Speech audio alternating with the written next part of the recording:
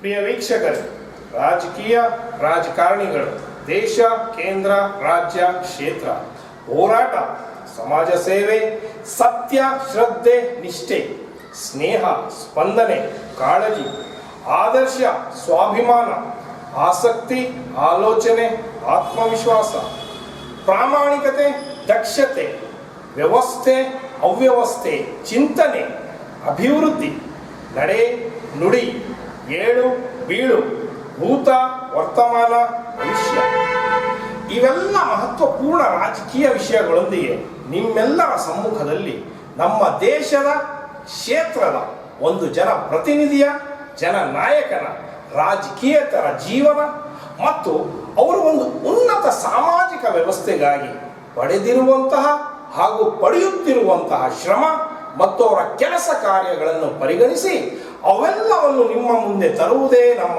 National politiciansinIndia.com at social ಮೀಡಿಯಾದ ಮೂಲ ಉದ್ದೇಶ.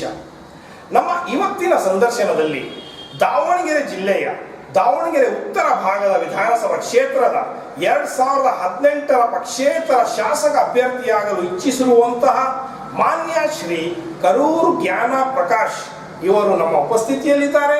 ಇವರಿಗೆ ನಮ್ಮ ಆನ್ಲೈನ್ ಸೋಷಿಯಲ್ ಮೀಡಿಯಾದ ಪರವಾಗಿ ಹಾರ್ದಿಕ ಸ್ವಾಗತ. ನಮಸ್ತೆ. ಜನತೆಗೆ ಸರ್, ಮೊದಲನೇದಾಗಿ ತಮ್ಮ ಕೇಳೋದಾದರೆ ತಮ್ಮ ಒಂದು ಸಣ್ಣ ಕಿರುಪರಿಚಯ ನಮ್ಮ ವೀಕ್ಷಕರ ಮುಂದೆ. ನಾನೀಗ ಬಿಸ್ನೆಸ್ ಮಾಡ್ತಾ ಇದ್ದೇನೆ. ಈಗ ಒಂದು 16 ವರ್ಷದಿಂದ ಸಮಾಜ ಸೇವೆ ನಡೀತಾ ಇದೆ. ಸ್ವಂತಕ್ಕೋಸ್ಕರ ಹೊಟ್ಟೆಪಾಡು ಮತ್ತು ಇತರೆ ಕೆಲಸಕ್ಕೋಸ್ಕರ ಸ್ವಂತಕ್ಕೆ ನೀರಿನ ಫ್ಯಾಕ್ಟ್ರಿ ಮತ್ತು ಇತರೆ ಕೆಲಸಗಳು ಕೊಟ್ಟಿದ್ದೇನೆ. ಇನ್ನೂ ಹೆಚ್ಚು ಮಾಡಬೇಕಂತ ಶಾಸಕನಾಗಲು ಇಚ್ಛಿಸ್ತಿದ್ದೇನೆ.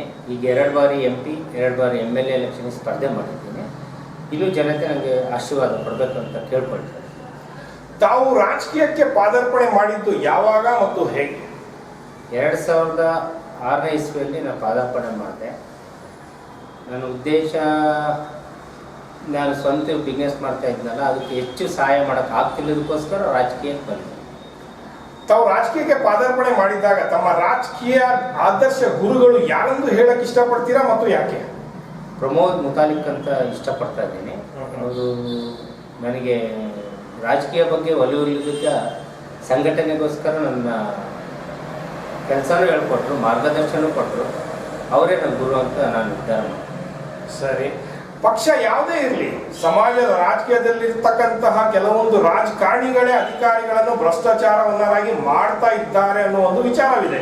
ಇದಕ್ಕೆ ತಮ್ಮ ಅಭಿಪ್ರಾಯ ಏನಿದೆ? ಎಲ್ಲ ವ್ಯಕ್ತಿಗಳು ಆ ಥರ ಇರಲ್ಲ, ಕೆಲವೊಂದು ವ್ಯಕ್ತಿ ಇರ್ತಾರೆ ಅಂತ ಇಚ್ಛೆಪಡ್ತಾರೆ. ಅಷ್ಟೇ ಹೇಳಕ್ಕೆ ಇಷ್ಟಪಡ್ತೀರಾ? ಸರಿ, ಒಂದು ಕ್ಷೇತ್ರ ಅಭಿವೃದ್ಧಿ ಆಗಬೇಕೆಂದ್ರೆ ಶಿಕ್ಷಣ, ಶಾಲೆ ಹಾಗೂ ಸ್ವಚ್ಛತೆ ಅತಿ ಮುಖ್ಯ ಪಾತ್ರ ವಹಿಸುತ್ತದೆ. ಆ ಒಂದು ಶಿಕ್ಷಣ, ಶಾಲೆ ಮತ್ತು ಸ್ವಚ್ಛತೆ ಬಗ್ಗೆ ತಮಗಿರುವಂತಹ ಕಾಳಜಿ ಏನಿದೆ ಅಂತ ನಮ್ಮ ವೀಕ್ಷಕ. ಎಲ್ಲ ಜನ ಈ ಸ್ವಚ್ಛತೆ ಮಾಡ್ತಾ ಇದ್ದಾರೆ. ಈಗಿರೋ ಮಾಧ್ಯಮ ಮತ್ತು ಇತರೆ ಪತ್ರಿಕೆ ಇರೋದ್ರಿಂದ ಎಲ್ಲ ಜನಗಳು ಕಷ್ಟಪಟ್ಟು ಮಾಡ್ತಾ ಇದ್ದಾರೆ. ಇನ್ನೂ ಹೆಚ್ಚು ಮಾಡಬೇಕು. ಆದರೆ ಬೇಗ ಎದ್ದು ಅವ್ರ ಮನೆಯೇ ಫಸ್ಟ್ ಸ್ವಚ್ಛತೆ ಮಾಡ್ಕೊಂಡ್ರೆ ಅಕ್ಕಪಕ್ಕದ ಕ್ಲೀನ್ ಆಗುತ್ತೆ. ಆಮೇಲೆ ಇತರೆ ಮರಗಿಡಗಳು ಅಥವಾ ಇನ್ನು ವ್ಯಾಪಾರಸ್ಥರು ಅಲ್ಲಿ ಸ್ವಚ್ಛತೆ ಎಲ್ಲರೂ ಮಾಡಿಕೊಂಡ್ರೆ ಸ್ವಚ್ಛತೆ ಆಗುತ್ತೆ. ಸಹಕಾರ ಎಲ್ಲರೂ ಮಾಡಬೇಕು ಅಂತ ನಾನು ಕೇಳ್ಕೊತೀನಿ. ಶಾಲಾ ಮತ್ತು ಶಿಕ್ಷಣ ಬಗ್ಗೆ ಏನು ಹೇಳಿಲ್ಲ ತಾವು? ಶಾಲೆ ಒಳಗೆ ಈಗ ಆಲ್ರೆಡಿ ಎಲ್ಲ ನಾವು ಹಿಂದೆ ಸ್ಕೂಲಿಗೆ ಹೋಗುವಾಗ ನಾವು ಸ್ವಚ್ಛತೆ ಮಾಡ್ತಾ ಇದ್ವಿ. ಈಗ ಇನ್ನೂ ಅತಿ ಹೆಚ್ಚು ನಡೀತಾ ಇದೆ ಅಂತ ನಾನು ತಿಳ್ಕೊಂಡಿನಿ. ಸ್ಕೂಲು ಕಾಲೇಜ್ ಎಲ್ಲ ಸ್ವಚ್ಛತೆ ಇದ್ದಾವೆ. ಹತ್ತಿರ ಸ್ಕೂಲಿರೋ ಹತ್ತಿರ ಬೀಡ ಅಂಗಡಿ ಮತ್ತು ಪಾನ್ ಶಾಪ್ಗಳು ಇರಬಾರ್ದು ಅನ್ನೋ ನನ್ನ ಅಭಿಪ್ರಾಯ. ಶಿಕ್ಷಣ ಬಗ್ಗೆ ತಮಗಿರೋ ಕಾಳಜಿ? ಶಿಕ್ಷಣ ಈಗ ತುಂಬ ಚೆನ್ನಾಗಿ ಕೊಡ್ತಾ ಇದ್ದಾರೆ. ಆದರೆ ಮಕ್ಕಳಿಗೆ ತಂದೆ ತಾಯಿಗಳು ಶಾಲೆಗಿಂತ ಅತಿ ಹೆಚ್ಚು ಮನೆಗೆ ಪಾಠ ಮಾಡಿದರೆ ಇನ್ನೂ ಅತಿ ಹೆಚ್ಚು ಬುದ್ಧಿವಂತರಾಗ್ಬೋದು.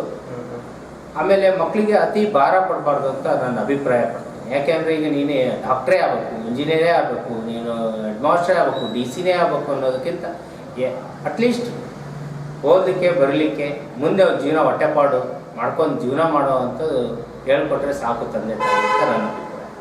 ಸರಿ, ತಮ್ಮ ಪ್ರಕಾರ ರಾಜಕೀಯ ಅನ್ನೋದಕ್ಕೂ ಆ ಪದಕ್ಕೆ ಅರ್ಥ ಏನಂತ ಹೇಳಕ್ ಇಷ್ಟಪಡ್ತೀರಾ? ಜವಾಬ್ದಾರಿ ಅಂತ ಹೇಳ್ತೀನಿ. ರಾಜಕೀಯ ಈಗ ಎಲ್ಲ ನಮ್ಮ ಊರಲ್ಲಿ ಇರ್ತಾರೆ, ಒಬ್ಬ ಲೀಡರ್ ಇರಲ್ಲ, ಒಳ್ಳೆ ಗುರು ಇರಲ್ಲ, ಹೇಳ್ತಿರ್ತಾರೆ ಅವನೇನು ಹೇಳ್ತಾರೆ, ಅದಕ್ಕೆ ಒಂದು ಅಧಿಕಾರ ಬೇಕಾಗಿರುತ್ತೆ. ಅದೇ ರಾಜಕೀಯ ಅಂತ ನನ್ನ ಅಭಿಪ್ರಾಯ. ಸರಿ, 1990ರ ಪೂರ್ವದ ರಾಜಕೀಯಕ್ಕೂ ನಂತರದ ರಾಜಕೀಯಕ್ಕೂ ವ್ಯತ್ಯಾಸ ಏನಿದೆ ಅಂತ ಹೇಳಕ್ ಇಷ್ಟಪಡ್ತೀರಾ? ಇವಾಗಿನ ರಾಜಕೀಯ ಎಲ್ಲರೂ ರಾಜಕೀಯ ಮಾಡ್ಲಿಕ್ಕೆ ಬರ್ತಾ ಇದ್ದಾರೆ. ಆವಾಗಿನ ರಾಜಕೀಯ ಕೆಲವೇ ಮಂದಿಗಳಿದ್ರು, ಬಳ್ಳೆ ಎಣಿಸೋಷ್ಟು. ಅವಾಗಿಗೂ ರಾಜಕೀಯ ತುಂಬಾ ವ್ಯತ್ಯಾಸ ಇದೆ. ಹಳೆ ಗುರುಗಳು ಏನಿದ್ರು, ರಾಜಕಾರಣಿಗಳಿದ್ರು, ಸ್ವಾಮಿಗಳಿದ್ರು, ಅವರೆಲ್ಲರೂ ಇದ್ರು, ಭಯ ಭಕ್ತಿಯಿಂದ ನಡೀತಿದ್ರು. ಇವತ್ತಿನ ರಾಜಕೀಯಕ್ಕೆ ಭಯನೂ ಇಲ್ಲ, ಭಕ್ತಿ ಇಲ್ಲ, ಒಳ್ಳೆ ಪುಂಡ ಪೋಖ್ರಿ ತರ ವರ್ತನೆ ಆಗಿದೆ ಅಂತ ಇಷ್ಟ. ಸರಿ, ನಮ್ಮ ನಾಡಿನ ರೈತರ ವಿಚಾರ ಕೇಳೋದಾದ್ರೆ, ಆತ್ಮಸ್ಥೈರ್ಯ ಕಳೆದುಕೊಂಡು ಆತ್ಮಹತ್ಯೆಗೆ ಮುಂದಾಗ್ತಿರುವಂತಹ ರೈತರಿಗೆ ತಾವು ಕೊಡುವ ಸಲಹೆ ಆದ್ರೂ ಏನು? ರೈತರು ಈಗ ಆಲ್ರೆಡಿ ಬಿತ್ತಿರ್ತಕ್ಕಂಥ ಬೆಳೆ ನಷ್ಟ ಗೌರ್ಮೆಂಟ್ ಕೂಡ ಸಹಕಾರ ಮಾಡ್ತಾ ಇದೆ. ಅವರು ಕೂಡ ಇನ್ನು ಬೇರೆ ದುಶ್ಚಟಗಳನ್ನ ದೂರ ಮಾಡ್ಕೋಬೇಕು. ಆಮೇಲೆ ಐಫೈ ಥಿಂಕಿಂಗ್ ಮಾಡ್ತಾರೆ. ಪಕ್ಕದ ಸಿಟಿ ಒಳಗೆ ನಾವು ಕಾರ್ನಾಗ ಅಡ್ಡಾಡ್ತಾರೆ, ನಾವು ಅಡ್ಡಾಡಬೇಕು ಅನ್ನೋದು ಎಷ್ಟು ಇರುತ್ತೋ ಅಷ್ಟು ಕಾಲು ಚಾಚಿದ್ರೆ ತುಂಬ ಒಳ್ಳೆಯದು. ರೈತರು ಒಬ್ಬನೇ ಅಲ್ಲ, ಎಲ್ಲ ಜನತೆಗಳು ಆ ಥರ ಇರಬೇಕು ಅಂತ ನಾನು ಇಚ್ಛೆ. ಸರಿ, ಮುಂದೆ ಬರ್ತಕ್ಕಂಥ 2018ರ ವಿಧಾನಸಭಾ ಚುನಾವಣಾ ವಿಚಾರವಾಗಿ ಕೇಳೋದಾದ್ರೆ, ತಮ್ಮ ಕ್ಷೇತ್ರದ ಜನತೆಗೆ ತಾವು ಏನು ಸಂದೇಶ ಕೊಡ್ಲಿಕ್ಕೆ ಇಷ್ಟಪಡ್ತೀರಾ?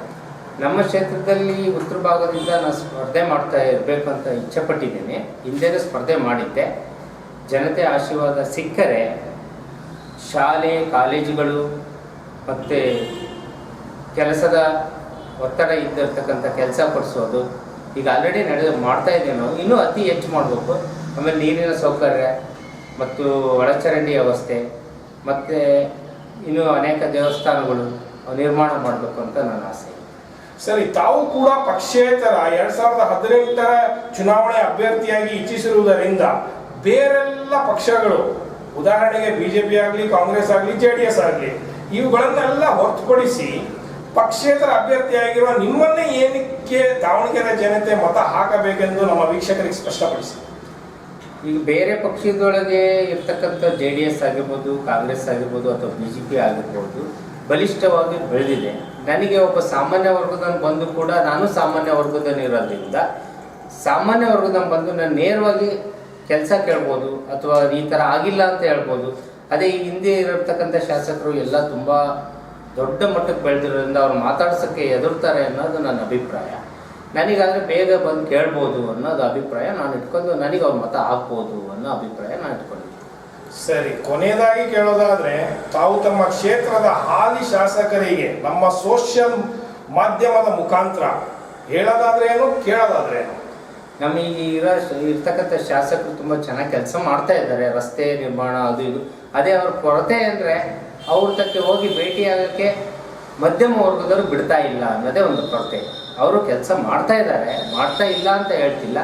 ಮಧ್ಯಮ ವರ್ಗದವರಲ್ಲಿ ಮಧ್ಯೆ ಇರ್ತಕ್ಕಂಥ ಅವರ ಚೇಲಾಗಳಾಗಿರ್ಬೋದು, ಅಥವಾ ಇತರೆ ಜನ ಆಗಿರ್ಬೋದು,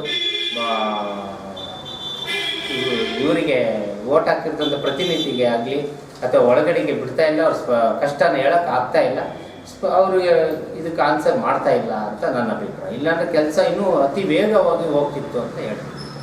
ತಾವು ತಮ್ಮ ರಾಜಕೀಯ ವಿಚಾರವನ್ನು ನಮ್ಮ ಮುಂದೆ ಹಾಗೂ ನಮ್ಮ ವೀಕ್ಷಕರ ಮುಂದೆ ಹಂಚಿಕೊಂಡಿದ್ದಕ್ಕೆ ನಮ್ಮ ಆನ್ಲೈನ್ ಸೋಷಿಯಲ್ ಮೀಡಿಯಾ ವತಿಯಿಂದ ತಮಗೆ ಹಾರ್ದಿಕ ಧನ್ಯವಾದಗಳು. ತಾವು ಕೇಳಿದ್ರಲ್ಲ ವೀಕ್ಷಕರೇ, ದಾವಣಗೆರೆ ಜಿಲ್ಲೆಯ ದಾವಣಗೆರೆ ಉತ್ತರ ಭಾಗದ ವಿಧಾನಸಭಾ ಕ್ಷೇತ್ರದ 2018ರ ಪಕ್ಷೇತರ ಅಭ್ಯರ್ಥಿ, ಶಾಸಕ ಅಭ್ಯರ್ಥಿಯಾಗಲು ಇಚ್ಛಿಸಿರುವಂತಹ ಮಾನ್ಯ ಶ್ರೀ ಕರೂರು ಜ್ಞಾನ ಪ್ರಕಾಶ್ ಅವರ ಮಾತುಗಳನ್ನು, ಇವರ ಇನ್ನಷ್ಟು ಮಾಹಿತಿಗಳನ್ನು ಪಡೆದುಕೊಳ್ಳಲು ಹಿಂದೆ ಲಾಗಿನ್ ಮಾಡಿ www.politiciansindia.com ಗೆ. ಜೈ ಹಿಂದ್, ಜೈ ಕರ್ನಾಟಕ.